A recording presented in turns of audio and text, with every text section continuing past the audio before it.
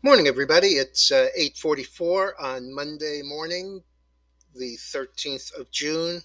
Also, sort of federal holiday today for Juneteenth, although the markets are open. But I would expect it to be a little quieter than it normally is. So, Asia and Europe both down hard. 10-year 327 up another 7 basis points after 19 basis points last week. And the big news around is that really there's no place to hide. And I think that today's action clearly shows that cryptocurrencies are not either a store of value or an inflation hedge. Um, we have dramatic declines across the board. We have one of the companies that was doing Bitcoin loans that paid 15 or 20% on your Bitcoin position, Celsius, uh, suspending all sales and withdrawals. So they're basically out of business. Ethereum was down 19%, currently down about uh, 17% right now. Same thing with Bitcoin.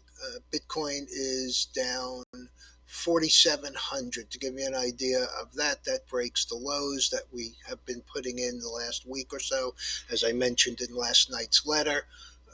Let's see, there's a better Bitcoin to show you.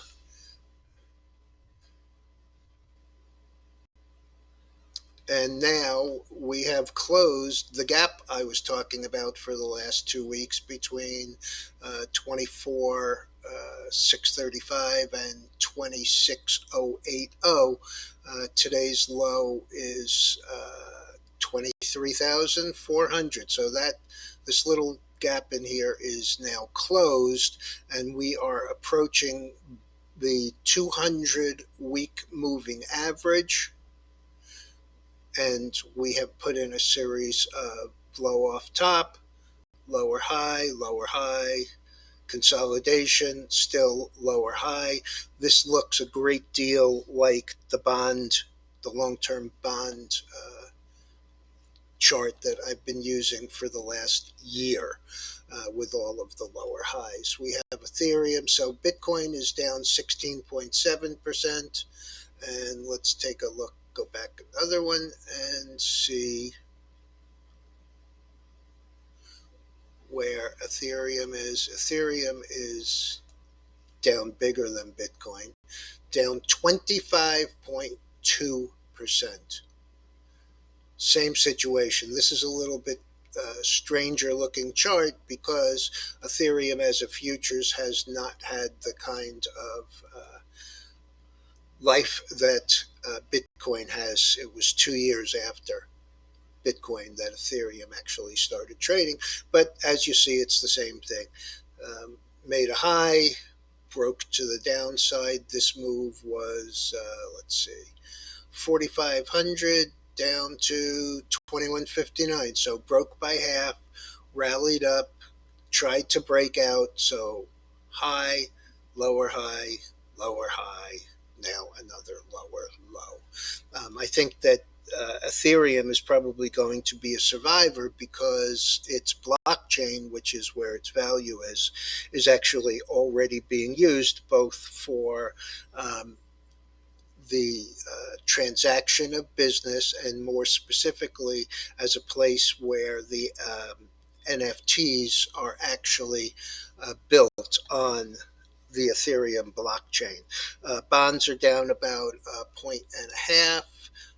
As I mentioned, 327 on the 10-year. Credit Suisse downgraded yet again, and is $6.17, down 5.4% or 35 cents. That's down from seven and a quarter just in the last 3 days. And on the upside, we have Dawn. Dawn is a biopharma, positive results on a brain tumor for patients between 3 months and 6 months and 25 years. Very positive. Okay, gold down 27, silver down 37, so pretty ugly there. We have the S&P futures down 88, so down about 90 with fair value. We have the S&P down 328, pardon me, the NASDAQ down 328, 340 with fair value, and the Dow is now down 571. So, not a good looking morning. If anything, I think we're probably going to have a rally not too far from here, but I don't think it's going to happen today. I have a feeling that we're going to be down a little more harsh than we are right now. And also Redbox, which I wrote up a couple of times, talking about how the deal would have to be higher because it was essentially a take under. The stock is currently up about another 3 or 4. Let me just take a look here. The last on it is 1677, and that 1677 is up 357. I wrote this up back at $3.50, so a big move to the upside there. And as you would imagine, on the downside, we have everything, but more specifically, we have anything crypto involved. Down pretty hard. We have Coinbase, which, forgetting about the all-time high, up around 429. The high in November was 368. The high this year, 2.5 months ago, was in the neighborhood of 215, selling for 48. So pretty ugly. Same situation with MicroStrategies. All right, everyone, be careful out there. This is going to be tough. And I think I would not use today as a day trade. I think I would probably wait at least until tomorrow. And if you don't have to trade, I would think that probably Wednesday is going to be the time to do something when the FOMC finally gets around to doing whatever it is they've decided to do.